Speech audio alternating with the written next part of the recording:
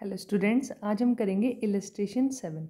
इसमें बताया है sold goods to Manish at the list price of ₹80,000 कि हमने मनीष को गुड्स सोल्ड करे हैं, ठीक है।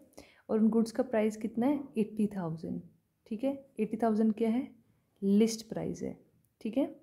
लेस 20% ट्रेड डिस्काउंट, और हमने उसे 20% का ट्रेड डिस्काउंट दिया है, ठीक है। तो 80,000 का 20% कितना होगा? 16,000, ठीक है। तो मैं 80,000 में से 16,000 माइनस कर दूंगी तो मेरे पास बचेगा 64,000, ठीक है। तो एक्चुअल में अब गुड्स की वैल्यू कितनी है? 64,000, ठीक है। अब क्वेश्चन में बताया है एंड 10% कैश डिस्काउंट, और 10% हमने उसे क्या दिया है? कैश डिस्काउंट दिया है। And received 20% by check.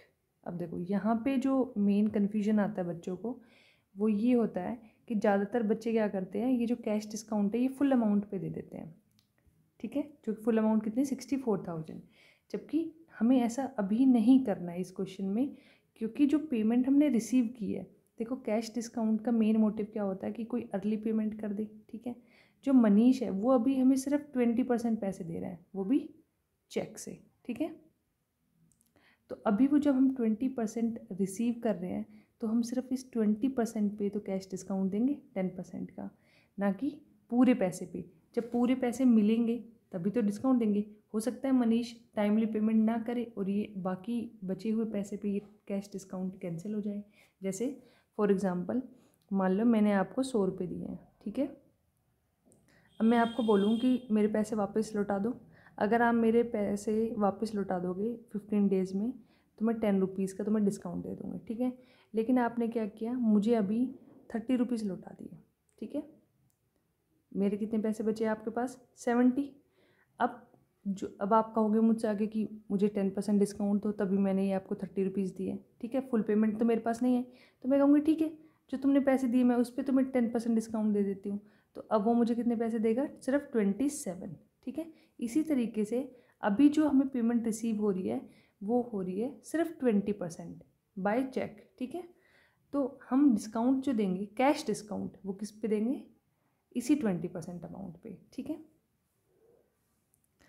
तो सबसे पहले हम निकालेंगे 64,000 का 20%। ये आएगा मेरे पास 12,800,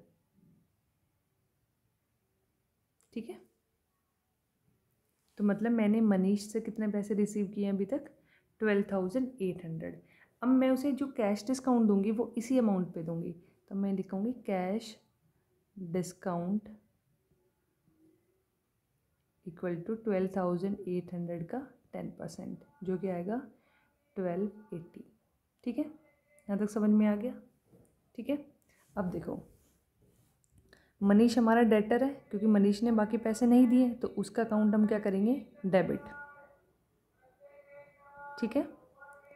अच्छा, मनीष ने हमें कुछ पैसे दिए हैं तो वो पैसे हमने अपने बाई चेक दिए तो हमारे अकाउंट में आए हैं, तो हमारा बैंक अकाउंट इंक्रीज़ हुआ है तो इसे डेबिट करेंगे, तो बैंक अकाउंट डेबिटेड, ठीक है। अच्छा, जो उसने 20% पेमेंट की इस पर हमने उसे कुछ डिस्काउंट भी दिया है तो उसको क्या करेंगे? हम डेबिट करेंगे, डिस्काउंट अलाउड अकाउंट लिख के, ठीक है,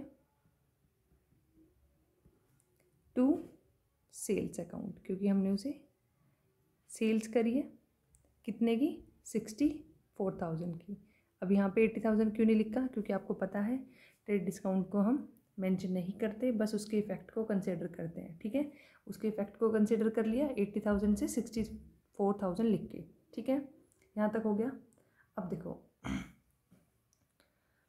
डिस्काउंट अलाउड, कितना डिस्काउंट दिया मैंने मनीष को? 1280, तो मैं यहाँ पे लिख दूँगी 1280, ठीक है। रिमेनिंग अमाउंट कितनी है जो मुझे अभी मनीष से लेनी है?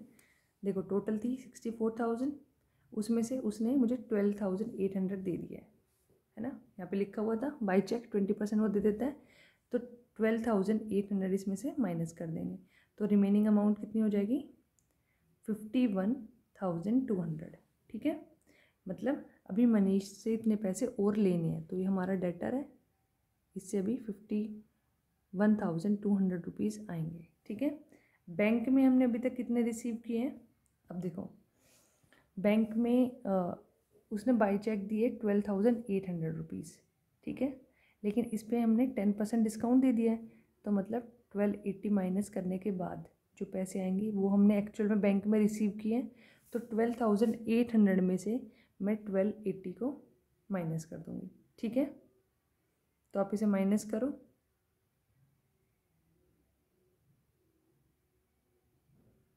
तो आपके पास आएगा 11,520। ठीक है, तो इस तरीके से हमने इस क्वेश्चन को भी कंप्लीट कर लिया है।